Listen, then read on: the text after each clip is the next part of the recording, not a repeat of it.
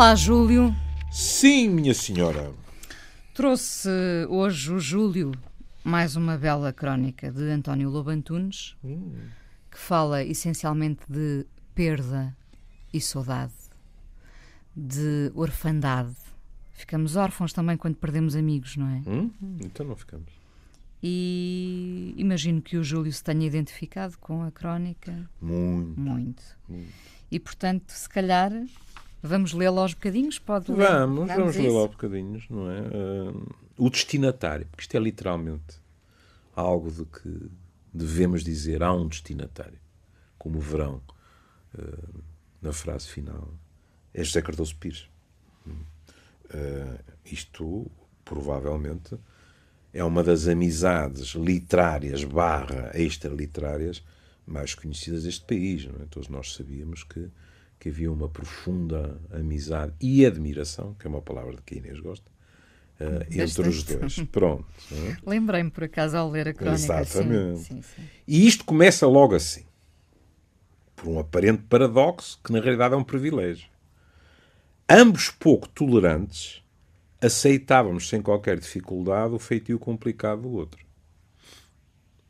O que imediatamente desperta suspeitas, não é? Quer dizer, se eu digo de mim mesmo, eu sou pouco tolerante, e ainda por cima, a fada Sininho me sussurrou que o outro é tão pouco tolerante como eu, se nós nos damos desta forma, há algum tipo, como agora se diz, algum tipo de química deve existir entre nós. Porque não estamos a aplicar a este homem a mesma grelha, as mesmas regras que é o comum dos mortais. E ele fala de José Cardoso Pires. O José costuma dizer, repare que ele usou presente, desde logo. Porque os amigos, de certa forma, também continuam connosco. É o que ele vai dizer. Ao longo de toda a crónica.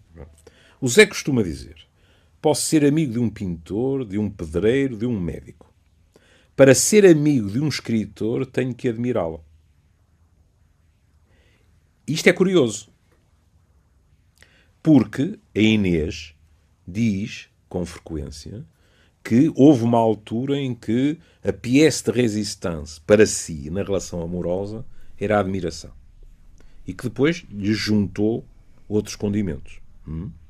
Mas aí era a relação amorosa stricto sensu, não é? Aqui estamos a falar da amizade. Que atenção, alastra também, neste caso, para a amizade, não é? Nós também, acho que nós não devemos ser condescendentes com os nossos amigos. Devemos querer e exigir o melhor deles, não acham? Estou perfeitamente de acordo. Mas o que ele diz, e por isso isto tem assim um ganchinho que apetece espetar, é assim: ele pode ser amigo de um pintor, de um pedreiro, de um médico, do que quiser, de uma radialista, de uma jornalista, de um psiquiatra e tal, mesmo sem o admirar. Dentro da sua profissão, para que haja amizade tem que haver admiração. Eu fiquei a pensar nisto, sabe? Fiquei a pensar, é curioso. Eu sou assim. E a minha resposta não demorou muito a surgir. Senão, não em termos gerais, mas aí estou de acordo com ele, não é? Mas pensei, e nos médicos? Estreitando o funil. E nos psiquiatras? Eu só consigo ser amigo de algum que admire, profissionalmente, portanto, não é? A resposta é não. Mas estamos a falar de um artista. E, portanto, se calhar, para José Cardoso Pires, a amizade vinha de mãos dadas com o facto de ele poder olhar para a obra de um colega e dizer: epá, nem é uma questão de é melhor caminho ou pior caminho, não? Mas isto é bom. E isto é curioso porque, na minha opinião, é uma questão pessoal. A Inês, não sei, mas a Inês pode ter amigas que se movem na sua área profissional Não estou a dizer que a Inês diga, não percebo como é que ainda não a despediram, ou o despediram. Mas que a Inês também não considera propriamente que esteja no top 5 da profissão. Aqui havia uma necessidade muito grande de admirar para que a relação de amor, que para ambos, para si e para mim, é a amizade, se estabelecesse. Repare, e eu agora também estava a pensar aqui com os meus botões e com os da rádio. É por isso que nós somos, à partida, sinceros com os nossos amigos. Nós somos sinceros e às vezes quase cruéis porque nós queremos o melhor para aquela pessoa, não é? Esse melhor passa por determinadas exigências também. Está bem, mas não necessariamente a admiração pelo trabalho dela, não é? Pois, não só pelo trabalho, às vezes... Mas é que ele fala exclusivamente claro, do trabalho. Claro. Eu estava a pensar no geral. Como ele, no geral, diz que, no fundo, não era preciso isso. Ele diz, eu posso ser amigo de um pintor, de um pedreiro, de um médico. E é muito engraçado como nós estamos moldados. Porque é engraçado e, ao mesmo tempo, é um bocado deprimente para mim. Porque eu olhei para as 3 profissões, vi pintor, pedreiro e médico e pensei assim, não me admirava nada se ele dissesse para o pintor também precisava de o admirar. E depois fiquei a ruminar e disse, Messa, isto não é elogioso. O que tu estás a dizer é assim, no domínio das artes ele precisaria de admirar. É verdade que um pedreiro nós às vezes chamamos de um artista. E o médico, isso não é de bom tom para a tua profissão, Júlio. Mas não, era mesmo uma questão da escrita. Pronto. E António Lobo Antunes diz, e aceitávamos o outro, cá está, e criámos uma relação indestrutível. Bom, depois ele diz, faz 20 anos que morreu o meu melhor amigo, o Zé, e a sua ausência continua a doer-me, como me dói o telefone não tocar às 10 da manhã todos os dias, e eu já sabia que era ele antes de pegar no aparelho. Como me dói não almoçarmos nem jantarmos nunca, como me dói não poder abraçá-lo.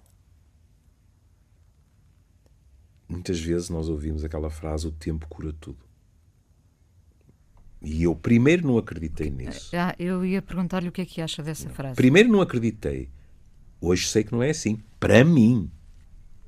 Não tenho nenhum intuito de generalizar a população portuguesa ou mesmo mundial. Na minha vida, isto não foi assim. Pelo contrário, há ausências cujo tempo veio agudizar em termos da dor. Pronto. E depois há aqui, como a Inês, aliás, sabe, não é? um ritual que torna este período do texto particularmente fácil para mim em termos de identificação, que é a questão dos telefonemas. Enquanto pôde, meu pai telefonou-me todos os dias, sem falha. E aquilo era um ritual entre nós. Como a Inês sabe, meu pai era muito formal, portanto, nem sequer era um telefonema de grandes intimidades, comigo a abrir coração e neurónios, muito menos ele, etc. Mas era um esteio para mim. Era qualquer coisa que balizava o meu dia. Eu chegava à casa, o telefone tocava e, como o António Lobo Antunes diz, não era às 10 da manhã, era à noite, e eu sabia que era ele, sabia, com saber de experiência feito, que, distraído como era, se eu começasse a esticar-me muito, às tantas corria o risco de ele já estar distraído, porque as suas adoradas notícias tinham surgido, mas o que tinha era a certeza. No fim de tudo isso, ele diria, vá descansar, meu filho. Uma noite serena até amanhã. Bonito. É, pronto. E, portanto, eu compreendo isto perfeitamente. Eu e milhares de pessoas. Claro, sabe que eu, desde que vivo em Lisboa, há 20 e tal anos, que telefono todos os dias à minha mãe, não é? Aí está. E sei que, de certa forma, eu não passo bem o dia. Pronto. Sinto que estou a falhar se não ligar. E imagino que ela também tenha expectativa em relação ao meu telefonema, não é? Aí está. Isto sem qualquer intuito imperialista. Eu já lhe disse que meus filhos não praticam esse ritual comigo e eu respeito isso religiosamente. E deixo à iniciativa deles a periodicidade do contacto. Não tem que ser obrigatoriamente telefónico. Não E é? o Júlio nunca toma a iniciativa? Não. Não. Não. A não ser que haja qualquer coisa que o justifique, não é? Porque estes telefonemas com o meu pai não havia nenhuma razão. Era um ritual. Todos os dias aquilo acontecia, percebe? E, Isso portanto, é muito curioso, porque a minha mãe faz exatamente o mesmo que o Júlio. E quando eu lhe digo, mãe, mas então não me ligaste, não? Eu não te queria incomodar. Mas sabe, eu compreendo perfeitamente a senhora sua mãe. Porque é assim, nós vivemos determinados rituais e aquilo era encarado como, se quiser, quase uma lei da natureza ou divina. E de repente, sem qualquer agressividade, alguém nos diz, olha, não precisas telefonar todos os dias, ou eu não sinto a necessidade de telefonar todos os dias. A Inês pergunta-me, eu tive pena? Tive. Fiquei amoado com os meus filhos por causa disso. Para lhe falar com toda a franqueza, eu primeiro fiquei espantado. Porque são décadas assim. E, portanto, eu pensei, creve, mas um telefonema é uma coisa tão simples, tão rotineira, tão fácil de fazer. E depois pensei, espera aí, e tão habitual na tua vida, e com que direito é que decretas que é habitual na vida dos outros? E nessa altura, eu pensei, espera, eles estão carecas de saber que por mim nos telefonávamos todos os dias. Portanto, não há problema nenhum. A periodicidade que eles escolherem, eles sabem que é boa para mim, não sendo a ótima. E, portanto, passei a deixar-lhes total liberdade. Também nos moldamos. Claro. Depois, o que é muito curioso é que a tecnologia muitas vezes baralha isto. Olha, já lhe disse milhares de vezes, é mais habitual desaguarmos na churrasqueira da minha rua, eu e o meu mais novo, que continua solteiro e bom rapaz, como diz a frase, não é? Do que o mais velho, que tem uma família estabelecida, outro tipo de vida, etc. É muito mais frequente nós irmos lá à casa dele mesmo. Pronto. E é fascinante verificar que não é uma nem duas vezes que acontece o seguinte. Eu telefono ao João. E o João não devolve a chamada. No dia seguinte de manhã, o que acontece, quando eu estou no meu ritual de pôr coisas no meu mural, de repente salta uma mensagem no mural dele a dizer o que é que querias ontem. Isto é muito engraçado. Porque antigamente, por definição, a um telefonema não atendido, respondia-se com outro. Aqui não. No dia seguinte, ele vê provavelmente que eu estou online, ou on Facebook, ou lá como é que se diz, aproveita, manda uma mensagem privada e tal, o que é que querias, eu respondo, e a coisa fica por ali. É muito curioso. Porque, por exemplo, em determinadas situações, se eu naquela altura telefonar outra vez, é provável que ele não atenda. Ou seja, ele está a fazer qualquer coisa, mas o Facebook, imagino eu, está aberto, salta a mensagem, por exemplo, que eu também deixei lá porque tentei apanhá-lo por várias razões, e para ele é muito mais simples responder por ali do que eventualmente estar a telefonar. Portanto, há uma miríade de hipóteses hoje em dia de comunicação que antigamente não existia. E diga-me uma coisa, uma relação amorosa não vive sem esse telefonema diário ou cada relação terá o seu ritmo? Há pessoas... Acho que sim, que tem. Agora, se me pergunta se é muito vulgar, é claro, não estamos. Cala-te, Júlia. Eu ia dizer, não estamos a falar de gente que vive juntas já. Também estamos. Claro que quem vive juntos vê-se todos os dias, não é? Mas isso não significa que não haja telefonemas. E não significa, sobretudo, que não haja pessoas para quem um telefonema para o trabalho, uma SMS, etc., não seja algo que lhes é muito necessário. Quando as duas pessoas ou namoram ou por qualquer razão estão separadas, é muito habitual que haja contactos diários. Ou, se quiser, posto de outra maneira, é muito habitual que pelo menos uma das pessoas o reivindique. Porque há pessoas, por exemplo, que, quando isso é reivindicado, têm uma interpretação num registro um bocado paranoide, que é irra. Agora tenho que telefonar todos os dias, estou a ser vigiado ou vigiada, Exato, etc. Estamos a falar de pressão. Pressão. E isso é complicado. Isso pode minar a própria relação. Não é? Porque um diz pressão. Mas então ele é o meu companheiro e a minha companheira e eu só preciso que ele me diga que está tudo bem. Em 2 minutos liga ao telefone, isto é pressão. E o outro diz, mas pronto, eu não gosto daquela coisa de não me telefonaste ontem à noite. Porquê é que não me telefonaste? Mas isto aqui varia muito com os feitios. Não é? Pronto, cada um de nós sente isso de maneiras diversas. Não é? Ele veio para aqui fora e diz que se tinham encontrado no aeroporto quando iam para o Brasil. E há aqui realmente... Pronto, eu não conheci José Cardoso Pires.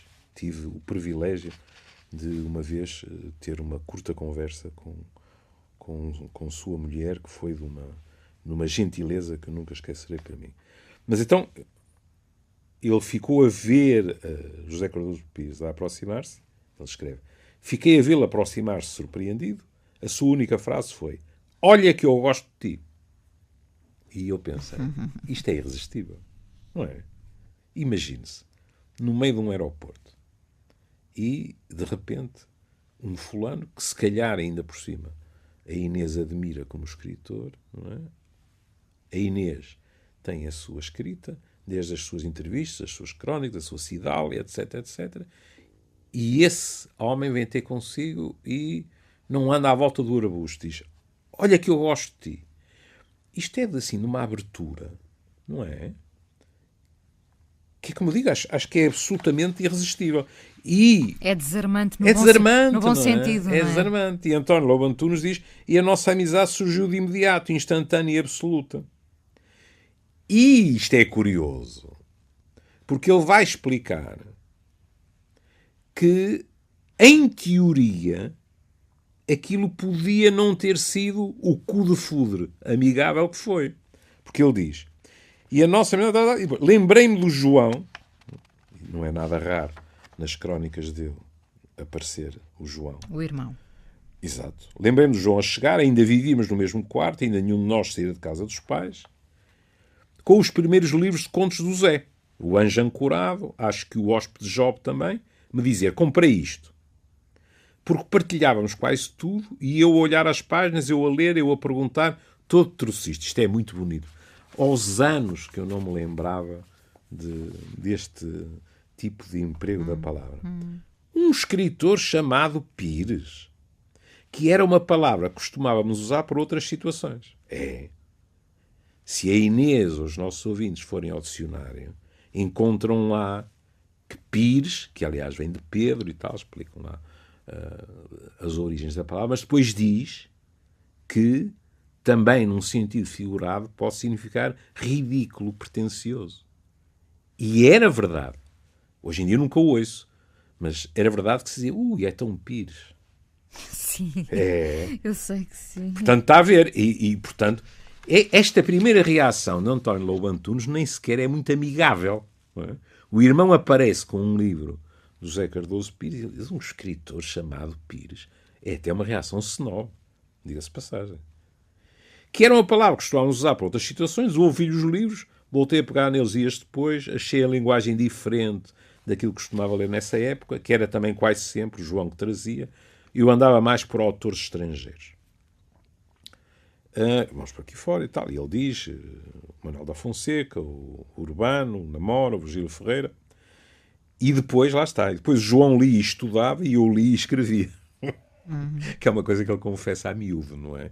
Que não se esfarrapava propriamente a estudar nessa altura.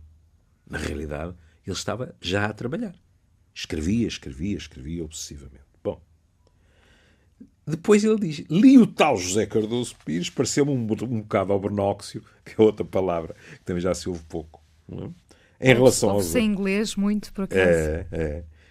Em relação aos outros, depois fui gostando mais, depois pareceu um Milagre de Blondin, juntar-se a Milagre de Céline e tal. Ele continuava a ler os estrangeiros. Depois comecei a ficar farto de escritores portugueses. Isto aqui é curioso. que só me contavam histórias de operários bons e patrões maus. Depois percebi que o Zé era diferente disso. Depois fui crescendo. Depois os outros escritores portugueses vivos foram desaparecendo. Mas o Zé ficou. O Zé e a Agostina. E depois, isto é muito belo, porque este movimento com que ele joga é uns foram desaparecendo e ele foi mudando. Depois aquilo que eu escrevia desatou a mudar.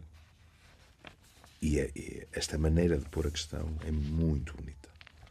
Fui-me aproximando de uma voz interior que não sabia que tinha. As pessoas, por vezes, têm um bocado a sensação que esta gente, uma segunda-feira de manhã, por inspiração divina ou satânica, escreve um livro que tem um enorme sucesso. Não estou a dizer que isso não aconteça.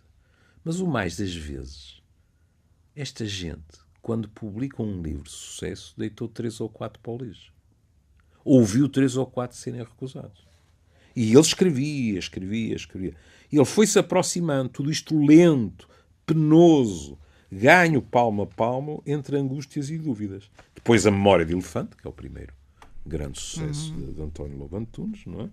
E depois aí, pela explicação dos pássaros, o Zé e eu conhecemos no aeroporto, chegámos ao Brasil, viemos do Brasil, e na vinda do Brasil éramos amigos íntimos. Depois cresci o que me faltava, e eu de vez em quando falo-lhe dos meus irmãos de afeto, alguns dos quais a Inês conhece hoje em dia, não é? E ele diz de outra maneira. E já tinha o único irmão que os meus pais não me deram. E isto é muito agradável, a Inês já o experimentou seguramente, que é, eu sou filho único e, portanto, não sei o que é ter irmãos, não é? Mas gostaria muito de os ter tido. Mas quer queiramos, quer não, esses não são escolhidos. Nem houve com esses a tal química do aeroporto. Por isso é que dizemos que os amigos são a família que escolhemos. Exatamente. Não é? E isso é um fascínio realmente e um privilégio. Porque não é o sangue, mas é qualquer coisa que muitas vezes nós conseguimos dissecar, diga-se passagem, nas características do outro, como pessoa e tal, mas que faz com que nós nos aproximemos daquela pessoa e utilizemos até expressões que, para alguns, estão reservadas ao amor, que é, fomos feitos um para o outro.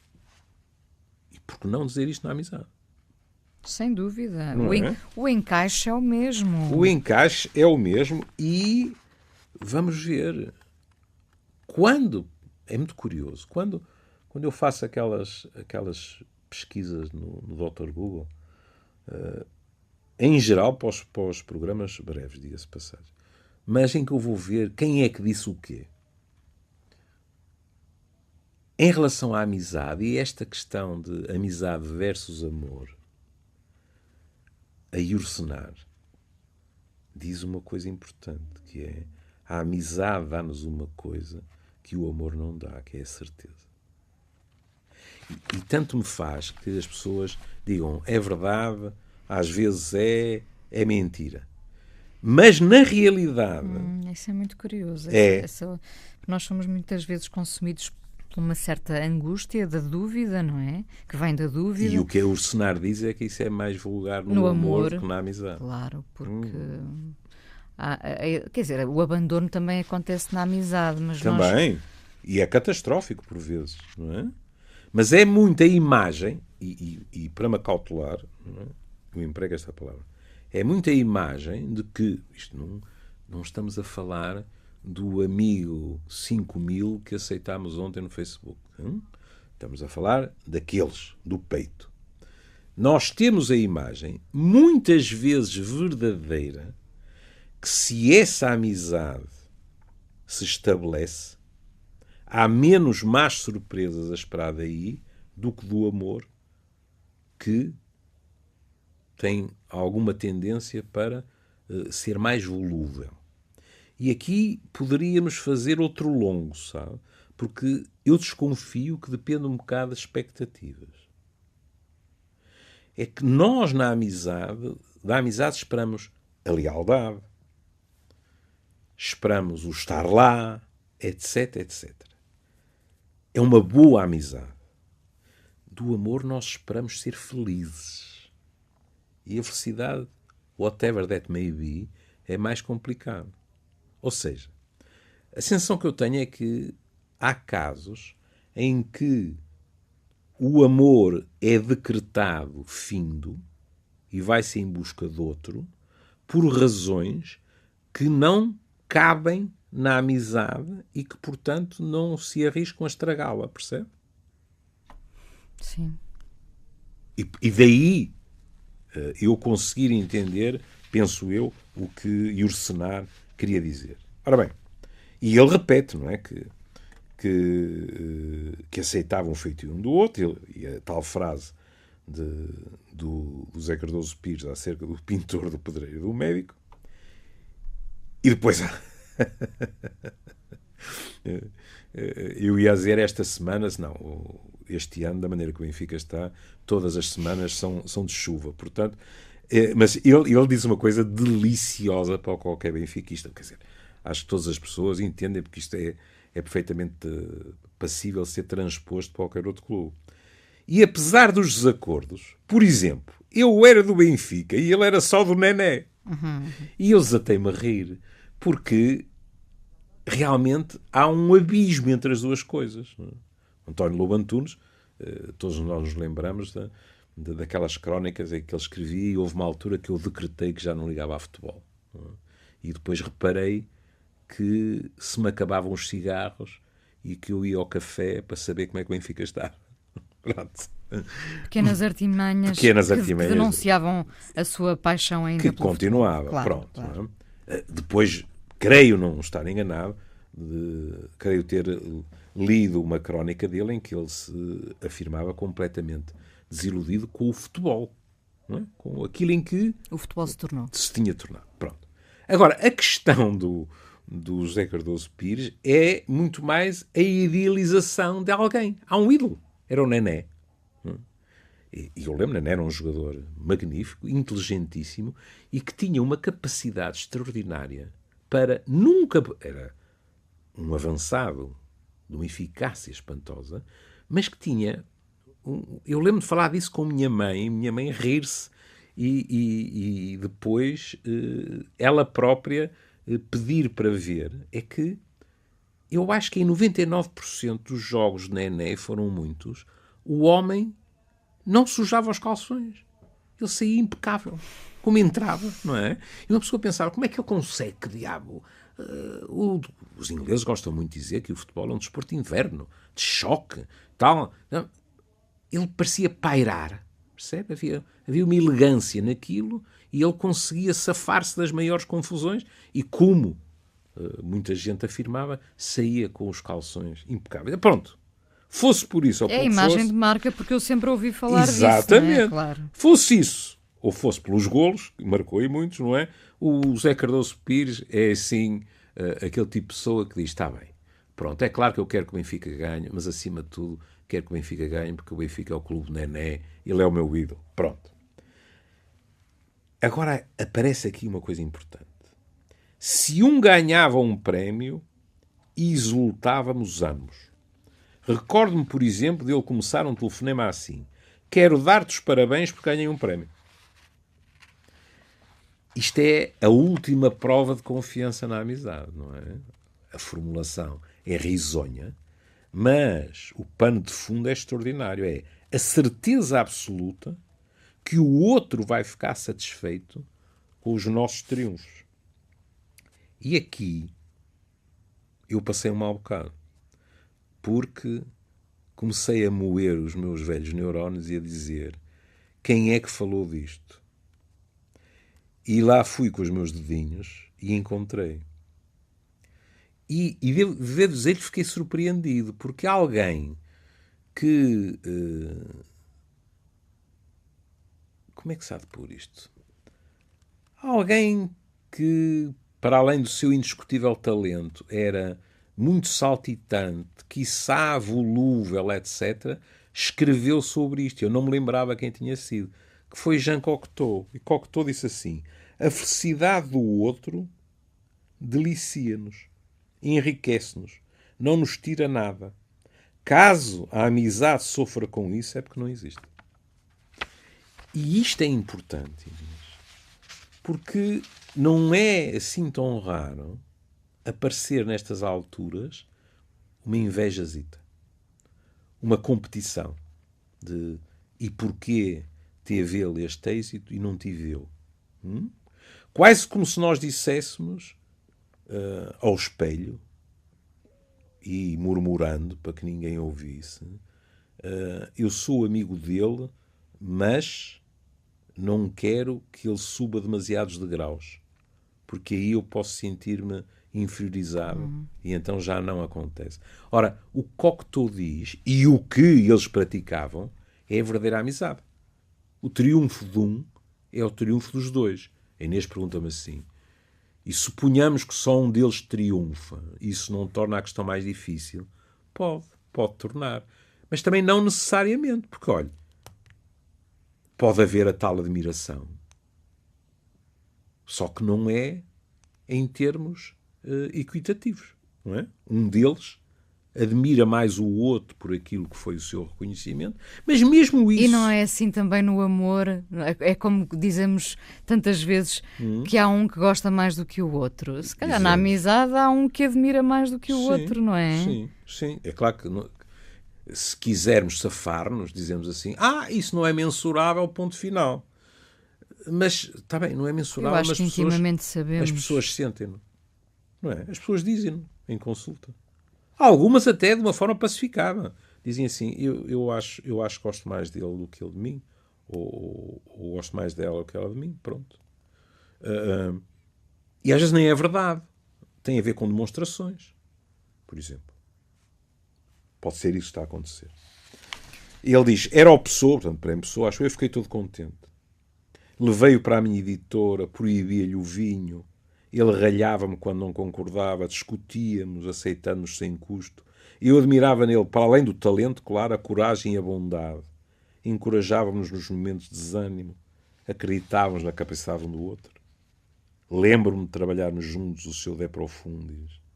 Lembro-me das infinitas correções que ele sugeria para os meus livros. Éramos, o que a Inês dizia há bocado, de uma franqueza absoluta, se necessário, às vezes brutal.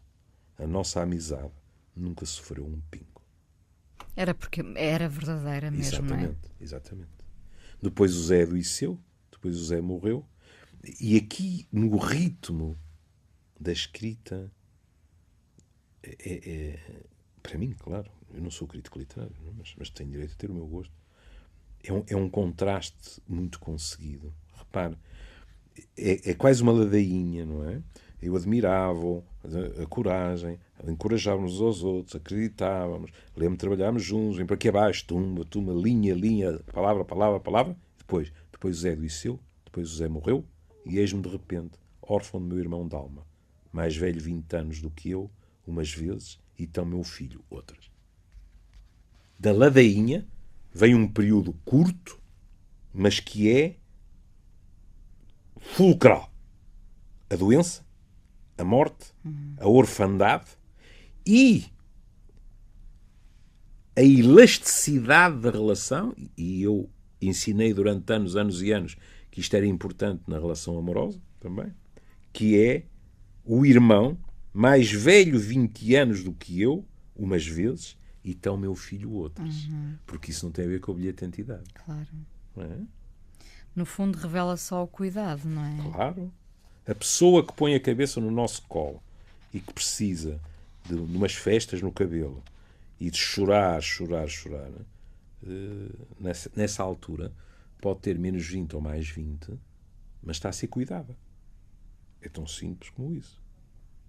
Quando o Zé morreu, pessoas que eu não conhecia vinham dar-me os pêsames.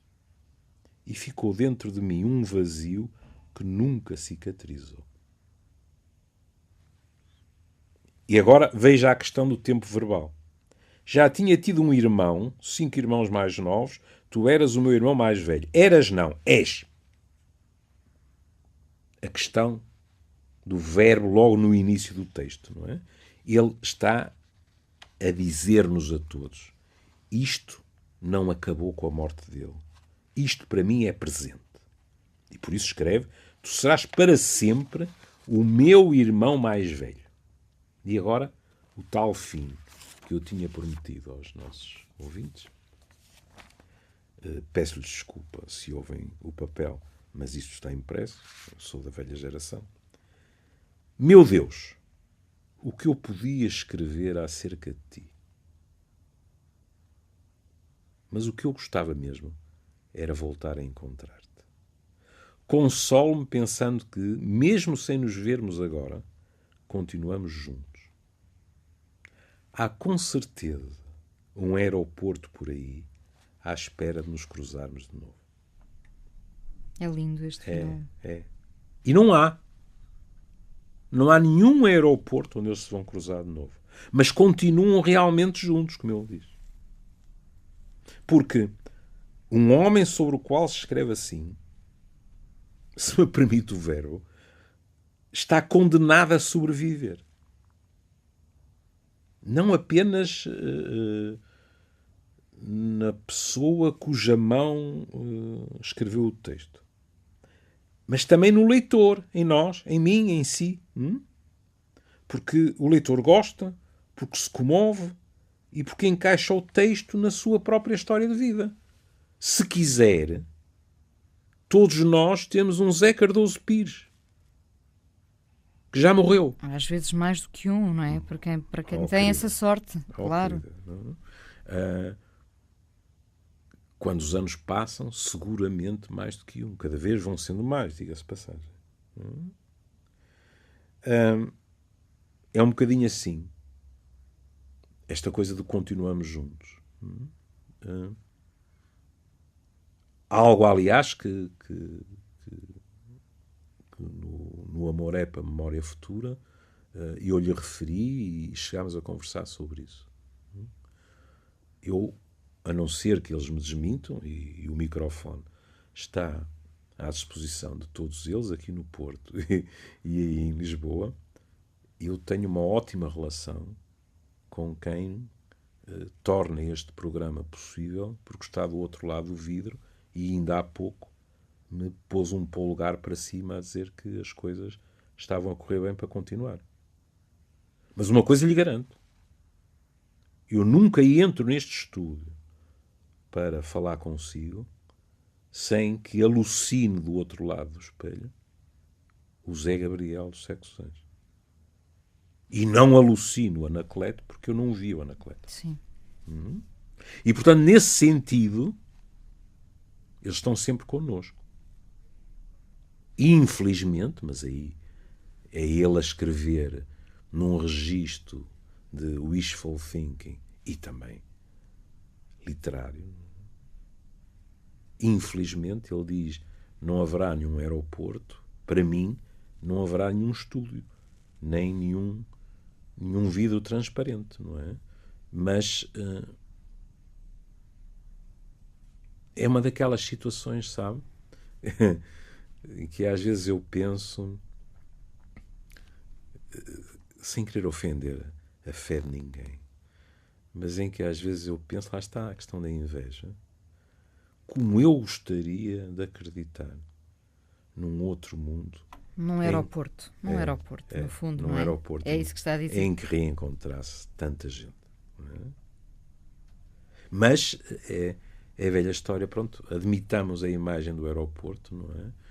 Se eu me convencesse que existia esse aeroporto por causa do extraordinário privilégio que seria reencontrar as pessoas, o diretor do aeroporto, amavelmente, mandaria ao segurança dizer: o senhor não pode entrar, porque o senhor não acredita verdadeiramente no aeroporto. O senhor quer usar o aeroporto. E isso não é uma boa razão.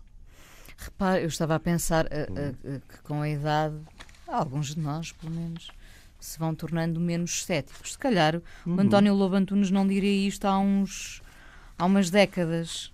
Esta coisa de com certeza haver um aeroporto à espera deles. A saudade às vezes também nos faz querer acreditar. Claro. No seu caso não, ainda assim. Não. Como é que eu lhe ia te explicar? Porque é um bocado complicado.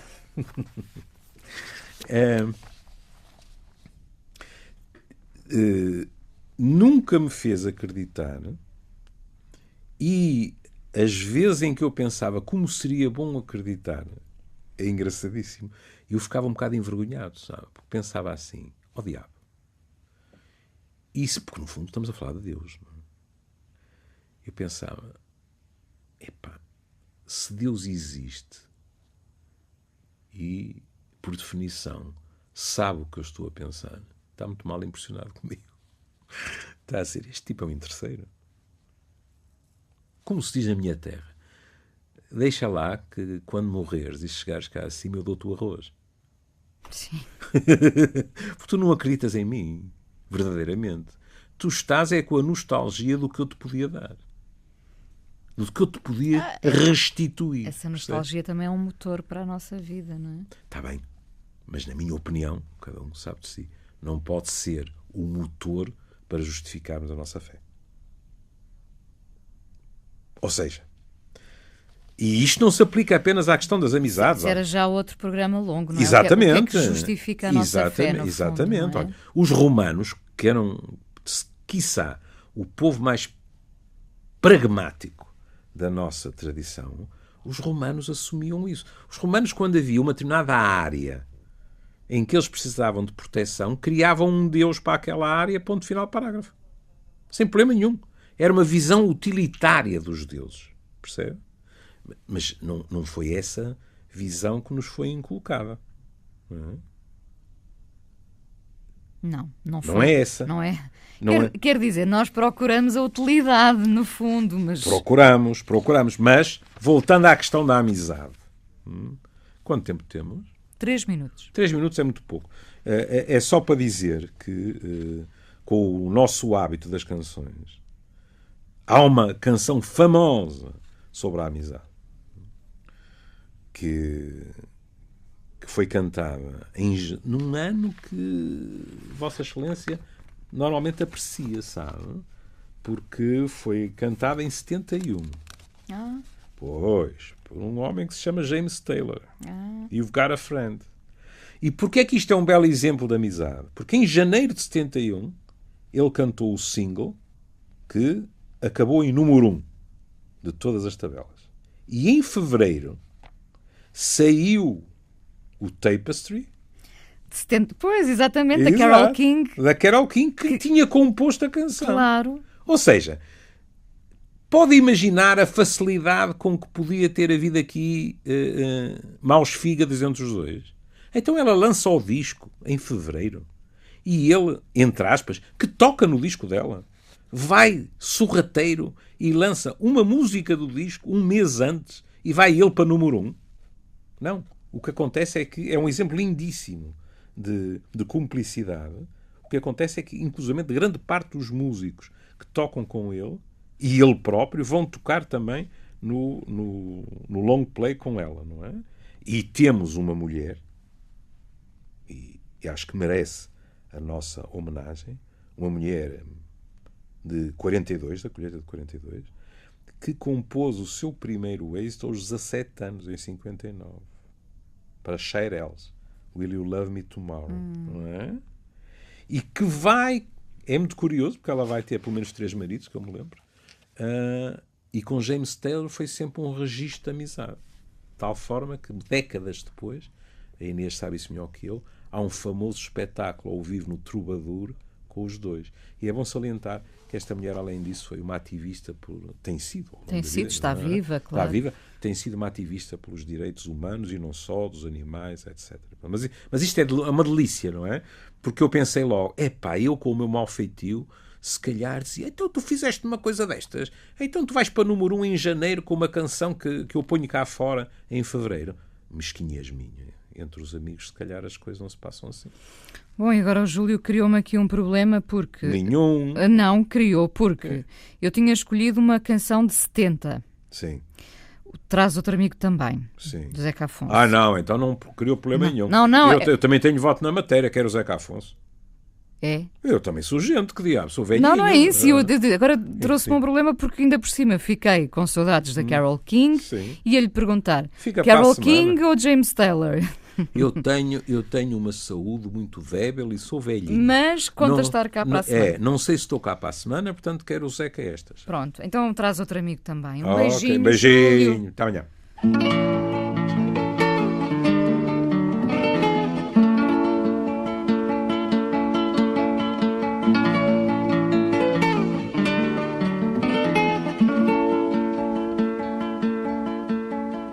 Amigo, maior que o pensamento, por essa estrada, amigo, vai.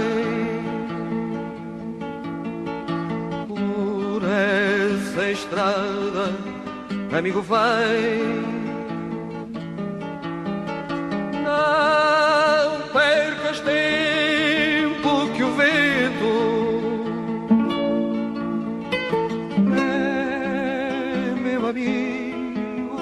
também.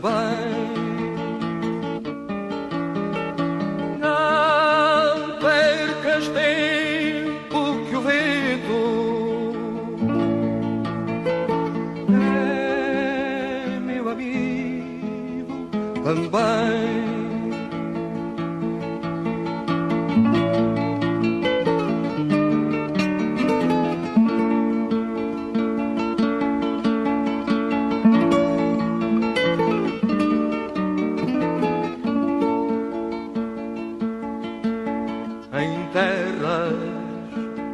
Em todas as fronteiras,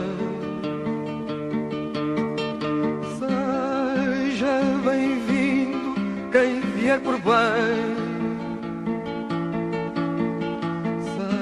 Seja bem-vindo quem vier por bem.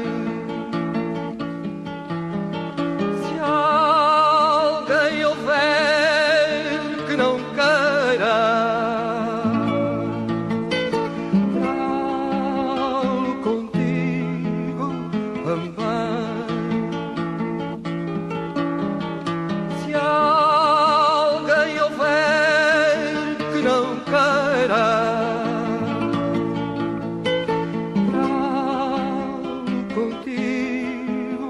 também.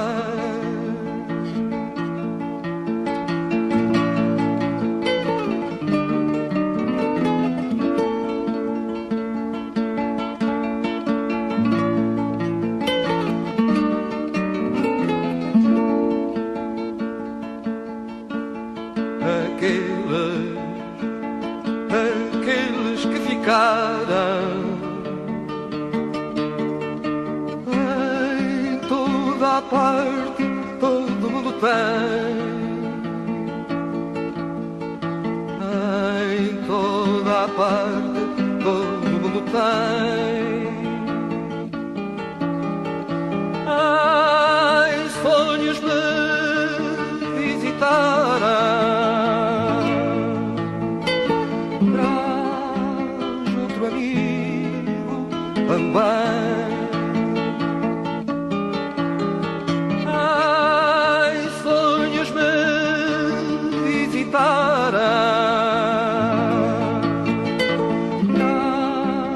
Outro amigo também.